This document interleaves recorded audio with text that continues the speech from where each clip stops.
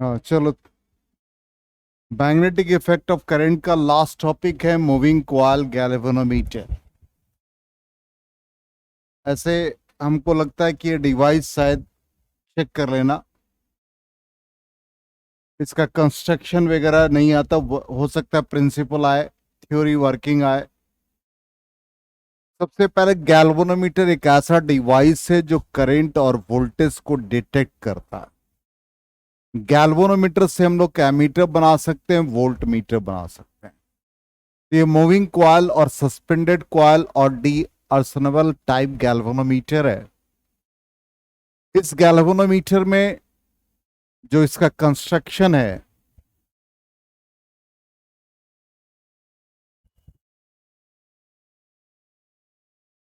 Just minute,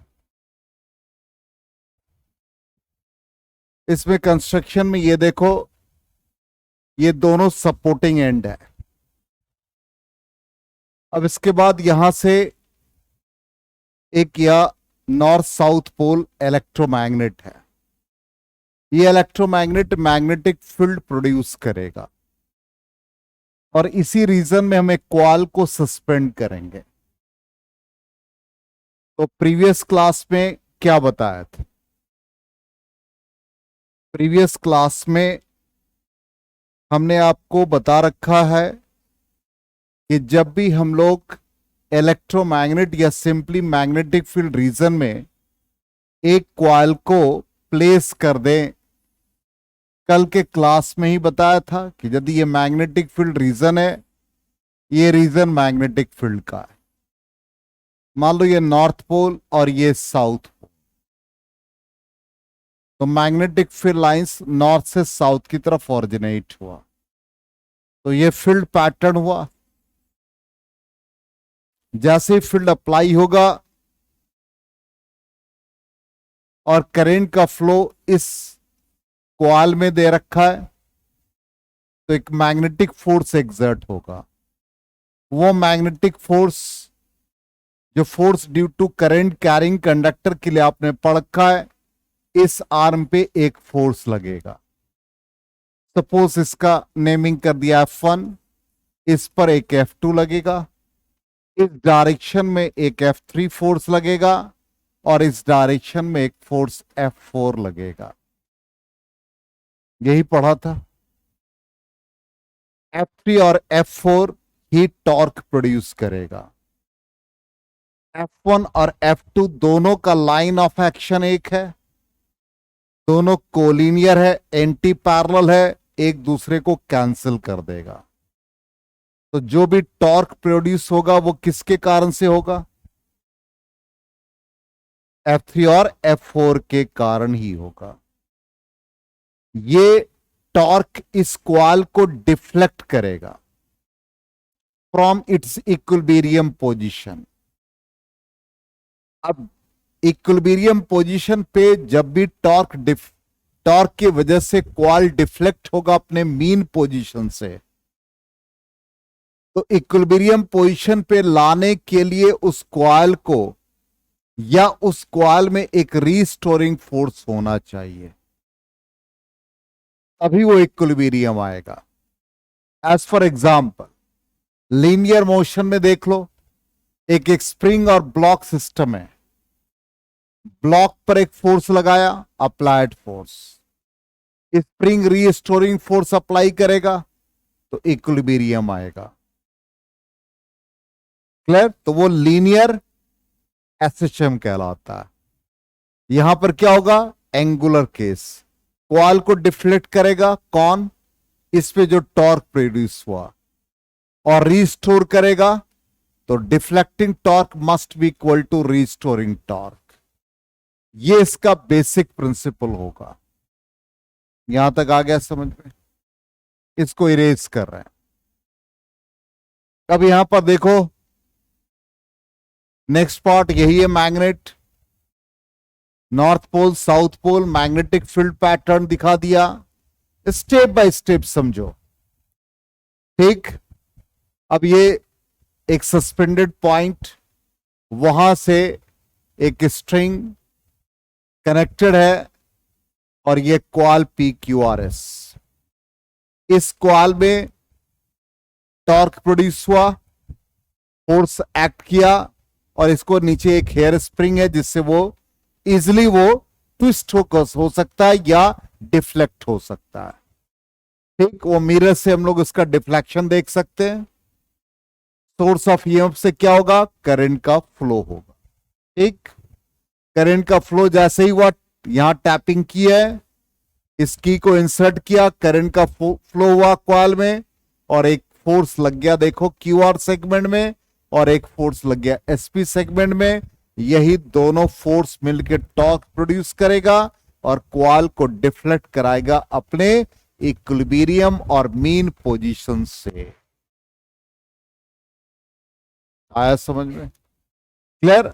अब इतना आपको नहीं लिखना, आप इतना घबराइए नहीं। अब एक एक पार्ट क्या है भाई, टी जहां से ये सस्पेंडेड है, तो ये जो स्ट्रिंग सस्पेंडेड होता है जिस पॉइंट से, उसको हमने टी से रिप्रेजेंट किया, इसको टॉर्सन हेड कहते हैं। जैसे स्प्रिंग में स्प्रिंग कांस्टेंट होता, वैसे ही स्ट्रिंग में टॉर्सनल कांस्टेंट होता है। ठीक, स्प्रिंग हार्ड है तो के का वैल्यू ज्यादा, स्प्रिंग सॉफ्ट है तो के का वैल्यू स्मॉलर। उसी तरह से यहां पे हम लोग जो यूज करते हैं, हॉर्स हेयर या सिल्क थ्रेड यूज करते हैं, डिपेंड करता है उसका टॉर्सन क्या है। ठीक, टीएस हो गया टर्मिनल स्क्रू, मिरर है, NS north pole south pole है, और ये एलएस लेवलिंग स्क्रू नाम दे दिया, और ये पीक्यूआरएस रेक्टेंगुलर कॉइल है। और ये जो स्ट्रिंग बना हुआ है, जैसे हॉर्स हेयर हमने कहा, सिल्क थ्रेड का, तो यहां पर हम लोग यूज करते phosphor bronze strip. Phosphor bronze जिसमें टॉर्सन कम होता, मतलब क्या है कि जैसे स्ट्रिंग से किसी चीज को आप कनेक्ट करते हो, तो उस कंडीशन में क्या होता है, बहुत दिन तक यूज करोगे तो उसमें ऐठन आ जाता, बल पड़ जाता है, उसको रिमूव कर सकते हैं। मतलब थ्रेड हमेशा स्ट्रेट रहना चाहिए। तो ये कैरेक्टरिस्टिक्स हॉर्स हेयर में होता है, सिल्क थ्रेड में होता है, फॉस्फोर ब्रॉन्ज में होता है। तो हम लोग फॉस्फोर ब्रॉन्ज स्ट्रिप को ज्यादा इस्तेमाल करते हैं। यहां तक आ गया समझ में? 100%।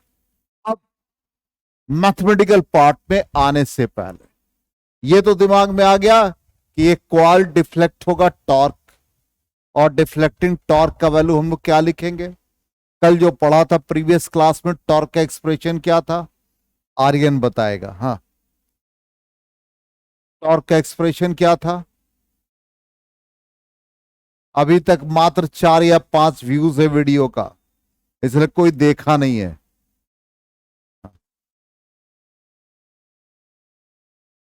और नोट सबका कंप्लीट है।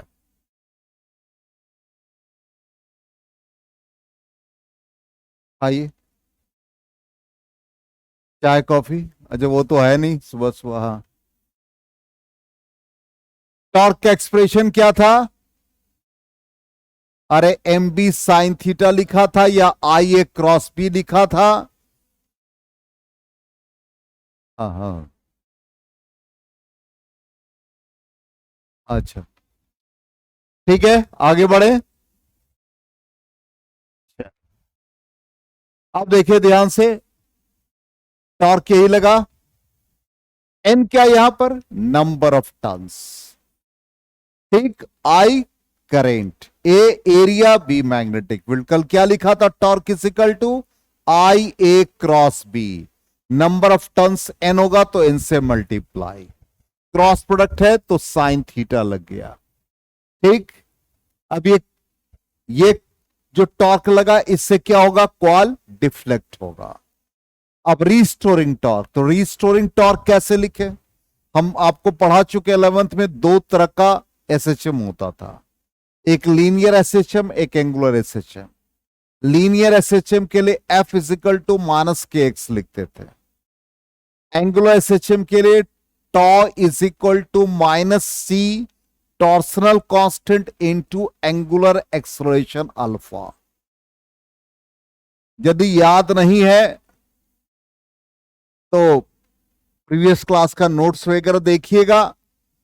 हमने कहा कि लीनियर एसएचएम होता है तो F is equal to minus K X, angular SHM होता है तो tau is equal to minus C theta या अल्फा लिखते हैं। ठीक, अब यहां पर ये सी टॉर्सनल कांस्टेंट है। टॉर्क को हम लोग क्या लिखते हैं, आई अल्फा। आई क्या कहलाता है, मोमेंट ऑफ इनर्शिया। और एफ की जगह पर क्या लिखेंगे, एम ए। अब यहां पर देख लीजिए रीस्टोरिंग टॉर्क, तो रीस्टोरिंग टॉर्क का वैल्यू क्या आ गया, के अल्फा। के क्या हो गया, restoring torque per unit angular twist, या हम लोग इसको क्या कहेंगे, टॉर्सनल कांस्टेंट। अल्फा क्या कहलाएगा, एंगुलर ट्विस्ट या एंगुलर एक्सेलरेशन भी कह सकते हैं। ठीक, अब यहां पर दोनों टॉर्क इक्वल होगा तभी ये इक्विलिब्रियम में आएगा। तो restoring torque must be equal to deflecting torque. तो इन इक्विलिब्रियम में आएगा तो दोनों टॉर्क को हम लोग क्या करेंगे, इक्वेट कर देंगे। कर दिया इक्वेट। हमारा काम क्या है, एकदम स्टेप बाय स्टेप समझो। हमारा काम है गैल्वेनोमीटर से करंट और वोल्टेज को डिटेक्ट करना। इसका मतलब हम लोग आई का वैल्यू निकालेंगे। अब इसको एकदम स्टेप बाय स्टेप लिखा है, दोनों को इक्वल कर दिया तो आई का वैल्यू आ गया। क्या आ गया भाई, I is equal to K alpha divided by N A B sine theta. इसका मतलब current directly proportional to deflection.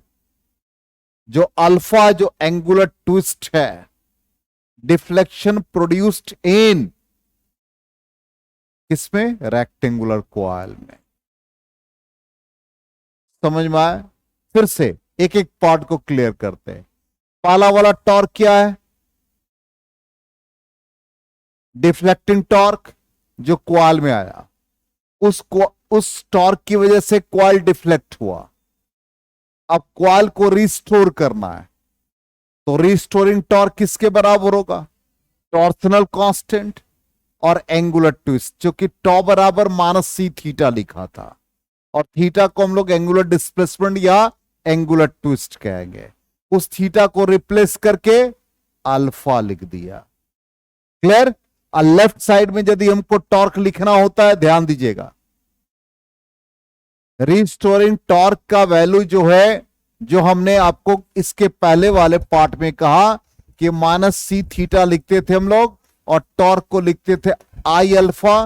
तो ये जब मोमेंट ऑफ इनर्शिया के फॉर्म में लिखेंगे और एंगुलर एक्सेलरेशन लिखेंगे तो आई अल्फा, अदरवाइज टॉर्सनल कांस्टेंट के टर्म में लिखेंगे तो सी थीटा।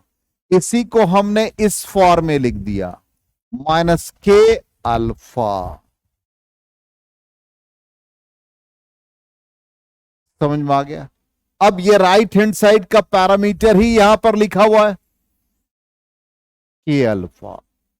और लेफ्ट साइड क्या चल रहा है, टॉर्क।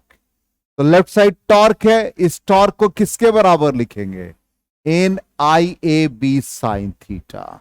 इसलिए हमने यहां पर N I A B sine theta लिखा और इसको राइट हैंड साइड में के अल्फा के इक्वल, तो आई का value K divided by N A B sine theta into alpha. अब ये इंडिकेट कर रहा है कि जितना ज्यादा डिफ्लेक्शन करंट उतना ज्यादा शो। मतलब क्या है, इसका मतलब सेंसिटिविटी बढ़ जाएगी, बहुत सेंसिटिव होता जाएगा। ये डिपेंड करेगा एंगुलर ट्विस्ट पे, अल्फा पे। आ गया समझ में यहां तक। अब ये हम लोग करंट को इस फॉर्म में लिखे। अब हम चाहते हैं कि जितना भी फील्ड लाइंस है जो नॉर्थ साउथ से और नॉर्थ से ऑरिजिनेट हुआ इलेक्ट्रोमैग्नेट से, वो सारा फील्ड लाइंस कंसंट्रेट हो जाए कॉइल में, क्योंकि कॉइल को हम लोगों ने इलेक्ट्रोमैग्नेट के बीच रखा है। ध्यान दो, ये इलेक्ट्रोमैग्नेट के बीच में कॉइल को सस्पेंड किया। कॉइल रेक्टेंगुलर शेप का था, ये सस्पेंड किया। हम चाहते कि जितने भी फील्ड पैटर्न यहां से निकल रहे हैं, सारे फील्ड पैटर्न इसमें कंसंट्रेट हो जाए, सारा फील्ड लाइंस रेडियली हो जाए। रेडियल होने से क्या होगा? Torque will be maximum. ये टॉर्क क्या होगा? ज्यादा ज्यादा टॉर्क डेवलप करेगा, ज्यादा से ज्यादा डिफ्लेक्टिंग टॉर्क होगा।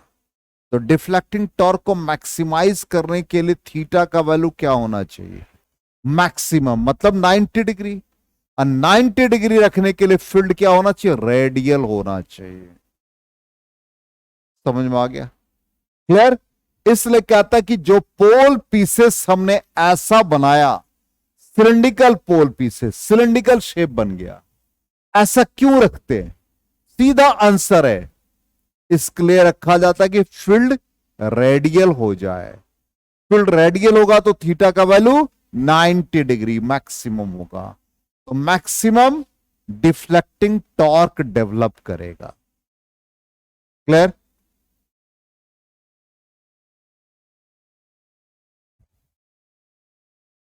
चले, ठीक। रेडियल मैग्नेटिक फील्ड, एक एक स्टेप को हम लोग देखते चले। अब नेक्स्ट हमारा फिगर, ऐसा फिगर क्यों हमने दिखाया? फील्ड कैसा होना चाहिए? रेडियल होना चाहिए। तो थीटा का वैल्यू 90 डिग्री। ठीक। अब रेडियल मैग्नेटिक फील्ड जब अप्लाई हुआ तो यहां पर 90 डिग्री, तो साइन थीटा साइन 90 डिग्री 1। ठीक। और ये तो हमने एक डिफ्लेक्शन के फॉर्म में दिखाया फिगर में। तो यहां पर हमारा एक्सप्रेशन क्या बन गया? एक एक पार्ट को क्लियर, पहले एक्सप्रेशन फिर हम इस पे आएंगे। हमारा ये पार्ट क्या बन गया? क्या था पहला? I is equal to K by N A B sine theta था, तो साइन 90 डिग्री हुआ, ये 1 हो गया, इंटू अल्फा यहां आ गया। अब ये सारे पैरामीटर के क्या है? Torsional constant. तो फॉस्फोर ब्रॉन्ज स्ट्रिप का के का वैल्यू फाइनाइट, कहीं नहीं बदलेगा पूरे डिवाइस के लिए। एन भी नहीं बदलेगा, ए भी नहीं बदलेगा, बी भी नहीं बदलेगा। N number of turns, A area of the coil, B magnetic field. इसका मतलब सारा पैरामीटर कांस्टेंट। तो आई इज इक्वल टू क्या बन गया? जी अल्फा।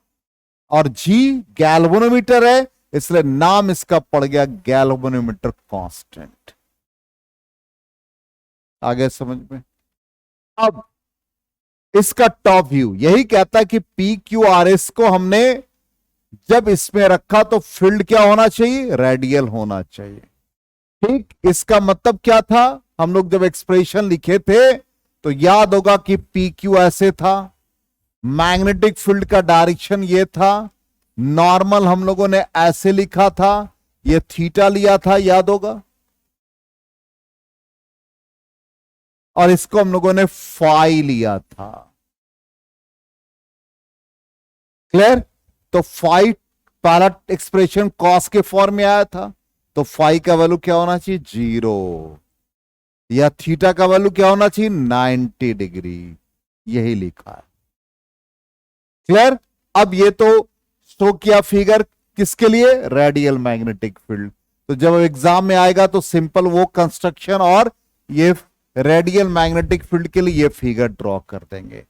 अब ये जो है ये लैंप आर्क, इससे सिंपली एक रे गया और ये डिफ्लेक्ट होकर के हम लोगों को एंगुलर ट्विस्ट बताता है, जिसका डिफ्लेक्शन हम लोग मिरर में देख लेते हैं। इतने डिटेल्स में नहीं जाना, सिंपली हम लोग उस मिरर का यूज करते हैं डिफ्लेक्शन को डिटेक्ट करने के लिए, जो हम लोग अल्फा मेजर कर लेंगे। ठीक, यहां तक समझ में आ गया। अब ये गैल्वेनोमीटर डिवाइस कितना सेंसिटिव होगा, तो हमारा पर्पस है करंट और वोल्टेज को डिटेक्ट करना। यहां तक हो गया गैल्वेनोमीटर। गैल्वेनोमीटर का पार्ट आ गया, figure, radial magnetic field, theory and working, इसी पर बेस्ड है, इतना ही पार्ट। अब आ जाए करंट सेंसिटिविटी। करंट सेंसिटिविटी कहता है कि deflection produced per unit current known as current sensitivity.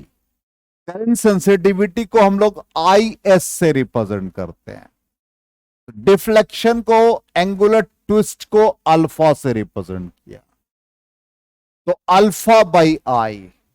अभी हमारा जो एक्सप्रेशन आया था आई का, K अपॉन NAB, तो अल्फा बाई आई का वैल्यू क्या आ गया, NAB बाई K। अब आपसे यहीं पर, ये चूंकि फॉर्मूला है और फॉर्मूला याद होगा तभी हम लोग क्वेश्चन का आंसर कर सकते हैं। कहेगा कि करंट की सेंसिटिविटी बढ़ानी है आपको गैल्वेनोमीटर में, तो क्या क्या आप चेंज कर सकते हैं। ऑप्शन दे देगा कि नंबर ऑफ टन्स को इंक्रीज कर दें, एरिया को इंक्रीज कर दें, मैग्नेटिक फील्ड को इंक्रीज कर दें, के वैल्यू को डिक्रीज कर दें, करंट सेंसिटिविटी बढ़ जाएगा। तो फॉर्मूला याद होगा तभी तो आंसर दे पाएंगे। आ गए समझ में। दूसरा टर्म आता है वोल्टेज सेंसिटिविटी। तो वोल्टेज सेंसिटिविटी क्या टर्म आ जाएगा, डिफ्लेक्शन पर यूनिट वोल्टेज। तो alpha by V, alpha V is equal to IR, alpha by I का वैल्यू डाल दो। अब इसमें एक नया टर्म क्या आ गया, रेसिस्टेंस आ गया।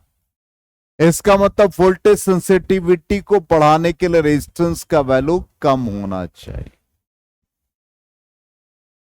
अब यही क्वेश्चन दे दिया कि दो गैल्वेनोमीटर है और दोनों गैल्वेनोमीटर के वोल्टेज सेंसिटिविटी को कंपेयर करो, एनसीईआरटी का सवाल है। तो फॉर्मूला याद होगा तभी तो कंपेयर कर सकते हो।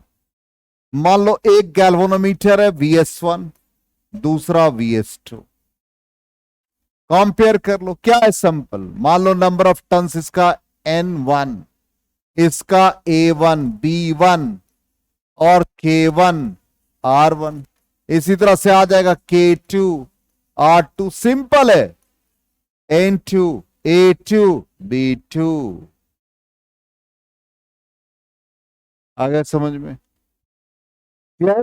करंट सेंसिटिविटी और वोल्टेज सेंसिटिविटी। आज हमारा रिमोट पता नहीं क्या हो गया, इसका एक पार्ट मिल ही नहीं रहा है। एक ये देखो वोल्टेज सेंसिटिविटी बता दिया, तो गैल्वेनोमीटर का ये पार्ट खत्म हो गया। नेक्स्ट पार्ट कहता है कि गैल्वेनोमीटर से आप एमीटर कैसे बनाइएगा। तो यहां पर गैल्वेनोमीटर के पैरेलल में एक हमने लो रेसिस्टेंस शंट कनेक्ट कर रखा है।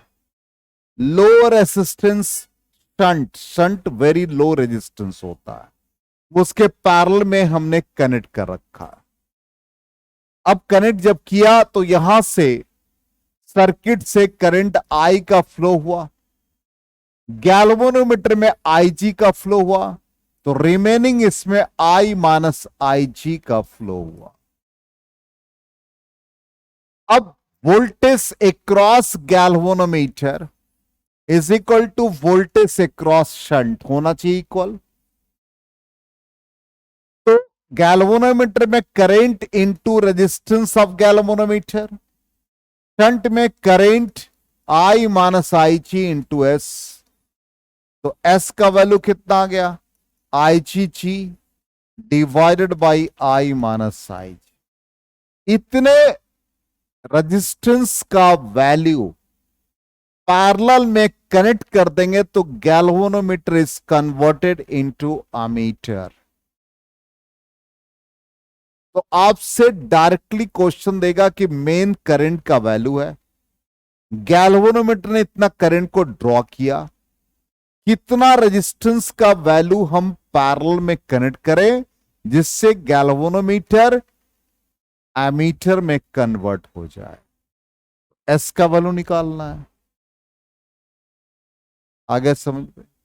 अब जब ये एमीटर बन गया तो कहता है कि why ammeter is always connected in series with the circuit. क्यों हम एमीटर को सीरीज में कनेक्ट करते हैं? Why ammeter is always connected in series with the circuit।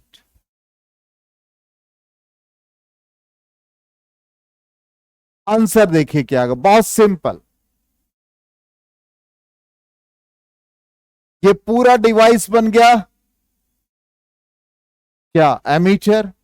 इसका इफेक्टिव रेजिस्टेंस निकालो। पैरेलल में GS divide by G plus S, R1 R2 divide by R1 plus R2।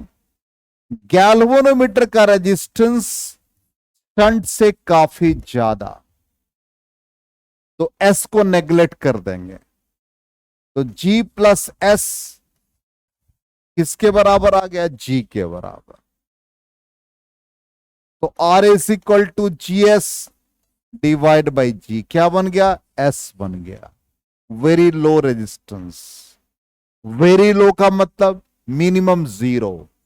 It means an ideal ammeter has zero resistance, so it is always connected in series with the circuit। Series में add होता resistance, zero add हो जाएगा, कोई फर्क नहीं पड़ेगा। लेकिन parallel में कर देंगे जीरो तो रेजिस्टेंस क्या हो जाएगा? Zero by anything zero. Current क्या आ जाएगा? V by R. आर के वैल्यू को जीरो कर दोगे तो क्या बन जाएगा? इनफाइनाइट। इसलिए सीरीज में कनेक्ट करते हैं। आ गया समझ में? 100%।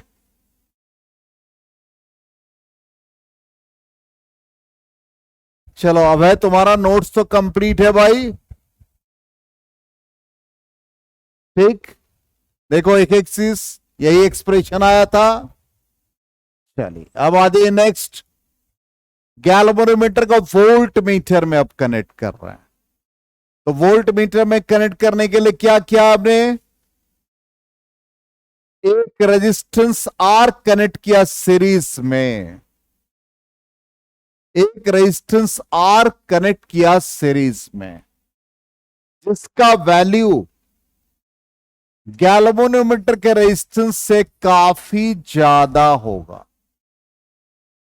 अब आ जाए current is equal to total EMF. तो करंट आ गया आईची, वी सप्लाई बाई रेजिस्टेंस, दोनों रेजिस्टेंस ऐड हो गया सीरीज में। तो I G G plus I G R is equal to V होगा। अब हमको क्या डिटेक्ट करना है? कितना आर का वैल्यू होगा। तो I G R is equal to V minus I G G. तो आर इज इक्वल टू क्या आ गया? V by I G. I G divide हुआ तो इतना रेजिस्टेंस का वैल्यू सीरीज में कनेक्ट कर देंगे तो गैल्वेनोमीटर बिकम्स वोल्ट मीटर। फिर यहां पे सवाल आता है कि why voltmeter is always connected in parallel with the circuit। ठीक, अब आ जाए आंसर। पहले दोनों का इफेक्टिव रेजिस्टेंस निकालो। क्या आ गया? जी प्लस आर। आर का वैल्यू जी से काफी ज्यादा, तो जी प्लस आर बिकम्स, जल्दी बताओ, आर हो गया, बहुत ज्यादा रेजिस्टेंस है, बहुत ज्यादा का मतलब क्या होगा, इनफाइनाइट। क्लियर? तो उस कंडीशन में हम लोग क्या करेंगे, आइडियल कंडीशन में इनफाइनाइट रेजिस्टेंस है, तो ज्यादा रेजिस्टेंस है, तो इसको हम लोग क्या कर लेंगे, पैरेलल में ज्वाइन कर देंगे। समझ में आ गया? क्लियर? तो इस प्रकार से हम लोगों ने पूरा मैग्नेटिक इफेक्ट ऑफ करंट को कंप्लीट किया। फाइनली यही रिजल्ट हमारा आया। और फिर इस तरह से थोड़ा कंपैरिजन देख ले, बहुत इजी है। एमीटर क्या लो रेजिस्टेंस इंस्ट्रूमेंट है, वोल्ट मीटर क्या हाई रेजिस्टेंस है। रेजिस्टेंस देखो एमीटर का यही निकाला था, उसका वो निकाला था, इसमें शंट रेजिस्टेंस कनेक्ट किया था वेरी स्मॉल, उसमें क्या किया था very high resistance, always connected in series, always connected in parallel. Ideal ammeter क्या बताया, जीरो रेजिस्टेंस और इसका infinity, its resistance is less than that of the galvanometer और इसका रेजिस्टेंस ग्रेटर होगा। ठीक, it is not possible to decrease the range of given ammeter और it is possible to decrease the range of given ammeter. इसमें हम कभी भी range को डिक्रीज नहीं कर सकते, उसमें क्या कर सकते हैं, डिक्रीज कर सकते हैं। हाँ, ये फॉर द, ये नहीं वोल्ट मीटर है। अच्छा हाँ, ये गैल्वेनोमीटर होगा, नॉट वोल्ट मीटर, गैल्वेनोमीटर। ठीक है, थोड़ा प्रिंटिंग मिस्टेक होते रहना चाहिए ना, तब ना एरर रिमूव होता है। हाँ, एरर नहीं रहेगा तो एरर एनालिसिस कैसे करेंगे। चलिए, हो गया कंपैरिजन भी। और इस प्रकार बहुत बहुत धन्यवाद आप लोगों का। टाइम हो गया कंप्लीट। अच्छा।